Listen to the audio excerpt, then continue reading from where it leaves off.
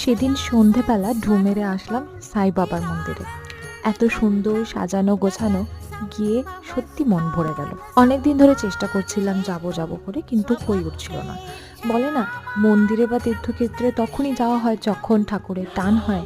সেই রকমই গেলাম তো গেলাম, এমন সুন্দর সময় গেলাম যে সেখানে উৎসব চলছিল, মেনলি পাদুকা উৎসব, সাই বাবার পাদুকা উৎসব।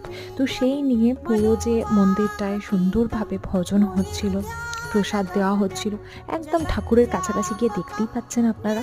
আমি ভিডিও করেছি, সুন্দরভাবে দর্শন করেছি। সবথেকে বড় কথা, এত সুন্দর প্ল্যানিংটা লাগলো আমার মন্দিরে, যে পরপর ঠাকুর আছে, সাই বাবার মূর্তি রয়েছে, আর তার সামনেই ভজন গীতি করা হচ্ছে। আর এই ভজন গীতি আর সাই বাবার যে মূর্তিগুলো আছে তার মাঝখানে একটা ছোট্ট গ্যাপ দিয়ে দর্শনার্থীদেরকে দর্শন করিয়ে নিয়ে যাওয়া হচ্ছে। সবটা মিলিয়ে এই গোল দুনিয়ায় সবকা মালিক এক হ্যায়।